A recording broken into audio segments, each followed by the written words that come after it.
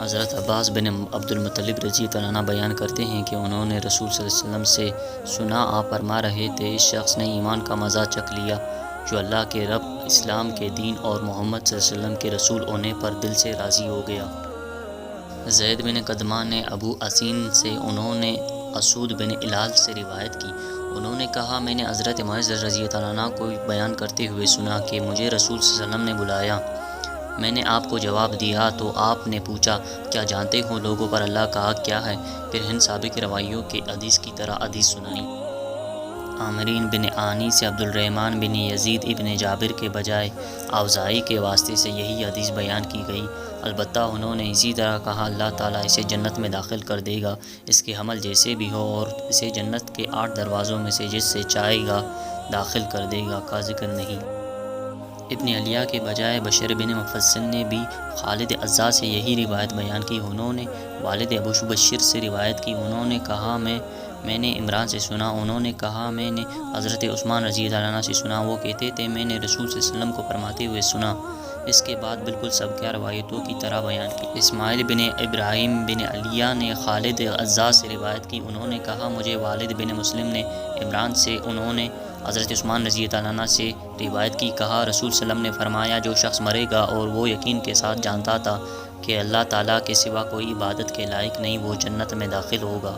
ابو خالد عامر اور یزید بن ہارون نے ابو مالک سے، انہوں نے اپنے والد سے روایت کی، کہا، انہوں نے نبی کریم صلی اللہ علیہ وسلم کو یہ فرماتے ہوئے سنا، جس نے اللہ کو یکتا قرار دیا، پھر وہ مذکورہ بلا حدیث کی طرح بیان کی۔ مروان فزاری نے ابو مالک سعد بن طارق الشجاعی سے حدیث سنائی، انہوں نے اپنے والد طارق بن عشیم سے روایت کی، انہوں نے کہا کہ میں نے رسول صلی اللہ علیہ وسلم کو یہ فرماتے ہوئے سنا، جس نے لا الہ کہا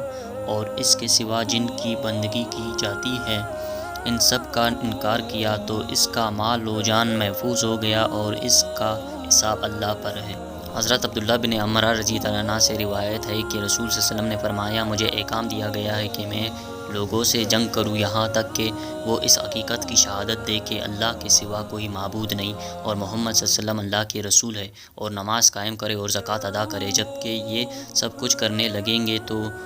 وہ میری طرف سے اپنا خون، جان اور مال محفوظ کریں گے سوائے اسلام کے حق کے، اور ان کا حساب اللہ پر ہوگا۔ بشیر بن ساری ابو عاصم نے زکریا بن اسحاق سے خبر دی کہ یحییٰ بن عبداللہ بن سیفی نے ابو معبدی سے، اور انہوں نے حضرت ابن عباس رضی اللہ عنہ سے روایت کی، کہا، نبی صلی اللہ علیہ وسلم نے جناب معاذ رضی اللہ عنہ کو یمن کی طرف بھیجا تھا، فرمایا، تم کچھ لوگوں کے پاس پہنچو گے۔ آگے واقعہ اکرمہ بن خالد طاؤس کی حدیث سنا رہے تھے کہ ایک آدمی نے حضرت عبداللہ بن عمر رضی اللہ عنہ سے کہا، کیا آپ جہاد میں حصہ نہیں لیتے؟ انہوں نے جواب دیا، بلا شک میں نے رسول صلی اللہ علیہ وسلم سے سنا، آپ فرما رہے تھے، اسلام کی بنیاد 5 چیزوں پر رکھی گئی ہے، اس کی حقیقت کی گواہی دینے پر کہ اللہ کے سوا کوئی معبود نہیں، نماز قائم کرنے، زکوٰۃ ادا کرنے، رمضان کے روزے رکھنے اور بیت اللہ کا حج کرنے پر۔ ابو زبیر نے حضرت جابر رضی اللہ عنہ سے روایت کی کہ ایک آدمی نے رسول صلی اللہ علیہ وسلم سے سوال کیا اور کہا، آپ کیا فرماتے ہیں، جب میں فرض نماز ادا کروں اور رمضان کے روزے رکھوں اور حلال کو حلال اور حرام کو حرام سمجھوں اور اس پر اضافہ نہ کروں تو کیا میں جنت میں داخل ہو جاؤں گا؟